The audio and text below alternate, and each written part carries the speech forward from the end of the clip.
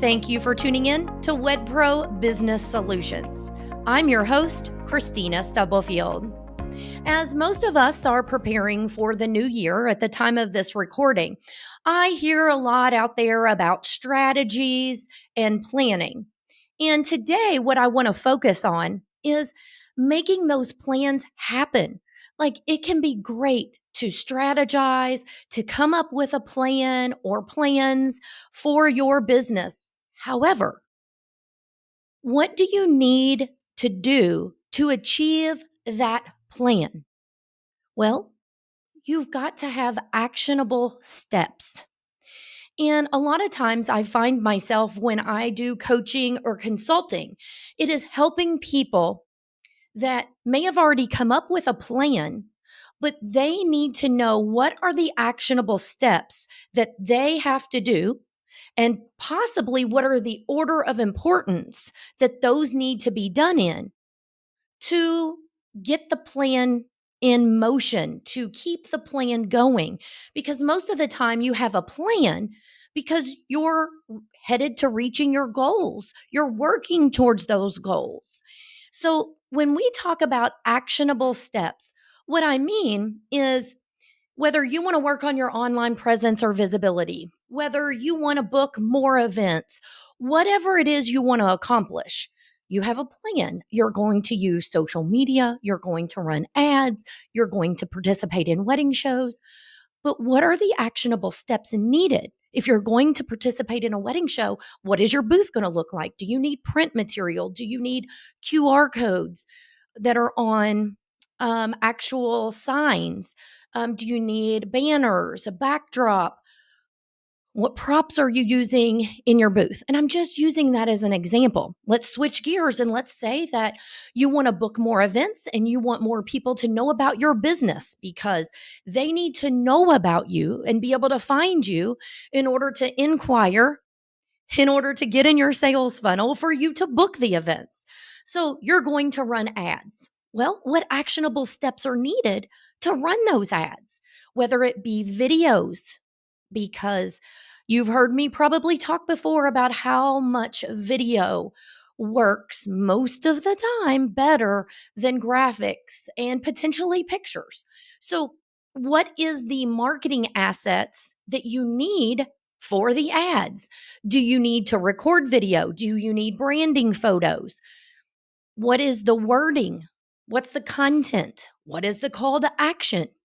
So, what I've just mentioned are 5 steps that need to be completed in order to initiate the plan of running ads.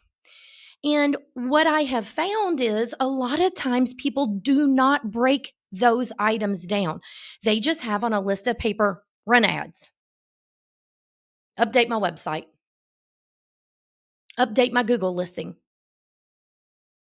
But let's be realistic. And I'm guilty of this. I promise you I am, of saying, I have these 10 items on a to-do list. But to be honest with you, each of those items, there's probably 3 or 4 steps to each item.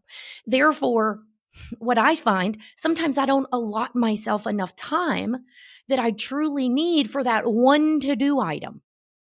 So that's why I feel like it's really important to highlight coming up with the actionable steps like a checklist that need to be done in order to get the plan in motion. I hear a lot of people come up with plans. They have great intentions. I'm raising my hand because I'm guilty of this as well. One thing I share with my audience is I'm going to be transparent. And I am not perfect about this, but I am working on it. And the more wedding professionals and small businesses that I work with, I find that they have thought out some of what they want to do in a new year, a new quarter, a new product that they're launching or service, but they don't have a breakdown of the actionable steps. Therefore, a lot of times, people don't start or people take a step and then they pause or they don't finish it, which if you do not finish the steps needed the plan's not going to get in motion. How are you going to reach your goals without the plan in motion? So, one other thing I want to talk about, because I've mentioned I am guilty of not allowing myself enough time with to do items. And I have really tried over the past year or so to not have a piece of paper that has a list of to do items. Because what if something happens to that paper? I feel like I'm constantly carrying around a notebook, but really that's to take notes just so I can put them into our system and make to do items for something that needs to be accomplished. So here's what I found. And I take a deep breath because this is something I'm still working on. You have to make time in your schedule to do the items, the actionable steps, your to do list. This applies far more greater than a strategic plan or planning for the new year or new quarter. This is something that I have found myself working with a number of people. You have a full day of meetings or appointments, but you have 10 items on a to do list that needs to be done. Where have you put in your schedule that you need time to do these? I wish they magically got done on their own. That'd be great. If someone has a magic wand out there, please let me know. But in all reality, this is really something that hits home for me because I get myself where I like to take care of clients and put them first. And what I find is I have 4 meetings in a day. I have 10 items on my to-do list. How the hell am I getting all that accomplished? Well, might be at 10 or 11 o'clock at night. And what I have found, and I've had many of people talk to me about this, coaches, friends, people in the business. We talk about boundaries. We talk about expectations. But by goodness, you have got to respect yourself. You have to allocate time to get items done. This is for clients, for your own business. And it may sound like I'm being harsh, but I'm looking at myself right in this camera saying this to myself. I need to be respectful of myself, my team, because I'm the one that potentially could put us in a pickle by taking on my calendar too many meetings on top of a list of 10 items that need to be done that I need to be the one working on. And I have not blocked off time in my schedule to get these items completed. Some of these items could potentially hold up my team from doing something they need to do. And that has probably been one of the most realizations I've had recently is this doesn't just affect me. And when I'm sharing this to you, we give ourselves a cushion with working on client projects and things like this. I'd like to be a firm believer that we've not missed deadlines, that we have done what we're supposed to do for our clients, what we've been contracted to do. To be honest with you, I hope in almost all cases it's been 110%, not just 100%. So when I'm sharing this transparency with you, I'm not saying that this stuff affects the way our business runs and stuff like this. Heck no, what it comes down to is affecting me personally, affecting my husband. We work together.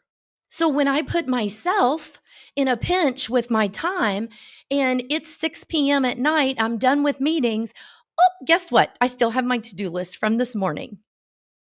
And so I share this with you to say, again, as we're going into a new year, and you can be listening to this down the road and be going into a new month, a new quarter, allow yourself time in your schedule, your calendar, however it is you do, a planner that you carry, it doesn't matter.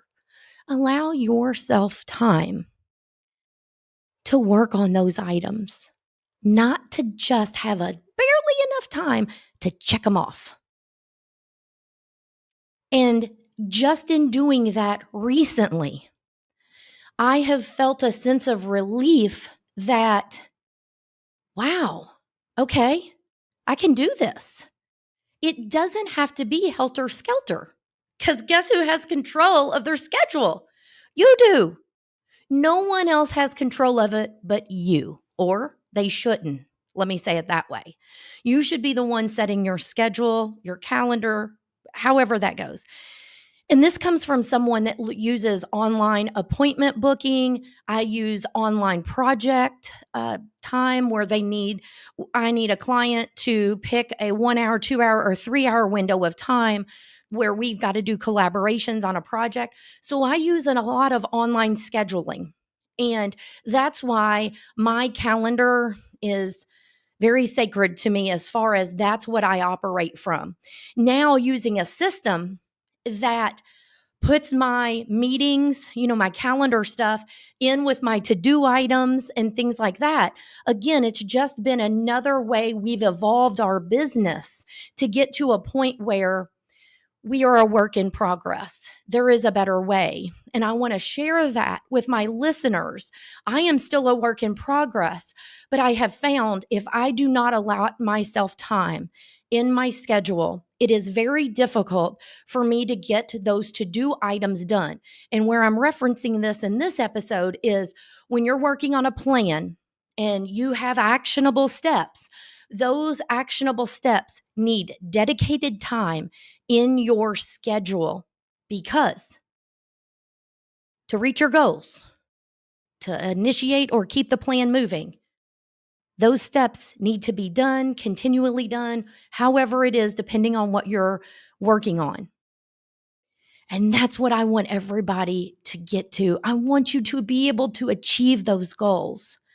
But don't set yourself up to fail out of the gate. I've done that for far too long, not respecting my time and myself as far as allotting myself the time to be able to complete those actionable steps during my day, not necessarily late at night or something roll over continuously day after day. So I hope that you found this helpful. I hope that this is something that you can implement in your business. And if you're already implementing this, awesome. I would love to hear feedback from you. You can always go to my website and there is a little record button, or you can send me a message. If you would like to, you can join my free Facebook group. There is links wherever you're watching or listening to this video to get in, where I share additional tips, information, and you can also connect with other wedding professionals. Until next time, everyone, take care.